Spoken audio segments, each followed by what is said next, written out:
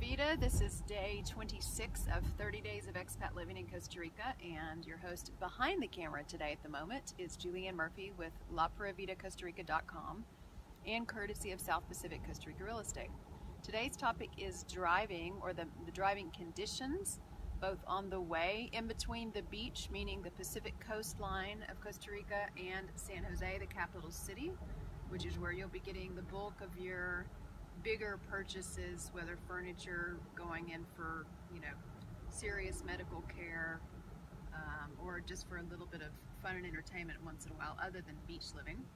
The reason I'm talking about the highway conditions is important because this, unless you're taking a puddle jumper over, meaning a small airplane, in between places like Tamarindo and San Jose, or near where we live, which is Manuel Antonio in San Jose, you are going to be driving. For us in South Pacific Costa Rica, this drive takes 3.5 to 4 hours each way. It's a serious trek. So generally when we go to San Jose, we stay at least one night, if not two, just to get everything done and not to kill ourselves with all the driving.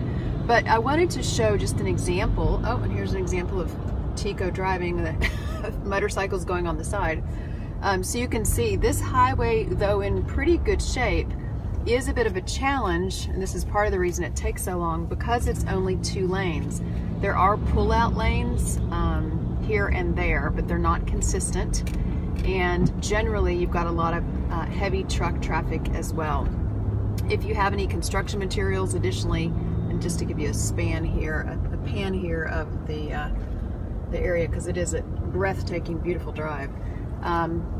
It can be a challenge time-wise because there's not a lot of pull-outs for passing, and that's the main reason for the time challenge. As you can see, the highway's in great shape. There's somebody passing on a double yellow, which is typical here, especially for locals that are used to this road.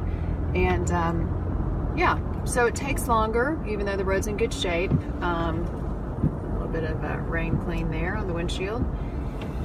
And generally then you've got the heavy trucks and so forth. So this route for us, before we do our turnoff, and this is just kind of midway between San Jose and our turnoff to go south to South Pacific Costa Rica, is about a good 45 minutes, and that's a minimum. Sometimes it can take longer, and there are days, especially on the weekends, Thursday, Friday, and Saturday, Sunday, heading the other direction out to the beach.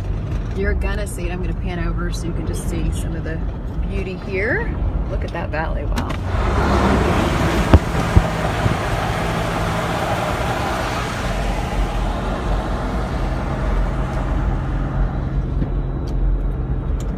So this has just been a taste of that road. Here's one of the pullouts. I'm just gonna let you chew on this a little bit visually, and you don't necessarily need me talking, so I'm gonna let that go for a second.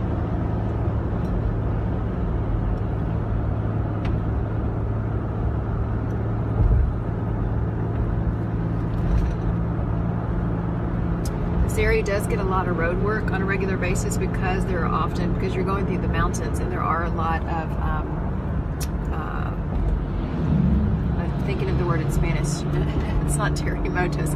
There's a lot of landslides with so much rain as we get here in Costa Rica, and that can be a challenge, of course, then impacting you with construction delays, lane closures, and things like that. So this has been a lively little piece, not just of driving, but of the road conditions here to show you. And I'll be doing another one of these in San Jose proper probably tomorrow, so that you can experience that and keep it in mind as you're planning your routes back and forth. But this is something you'll have to deal with when you live in Costa Rica. If you're doing any commuting at all back and forth to the city, which everybody inevitably does at some point, even if they're going on a bus. So for more on expat living, go to LaPuraVidaCostaRica.com, and if you're interested in real estate along the South Pacific coast, Costa Rica Pacific Realestate.com. Day 25, over and out.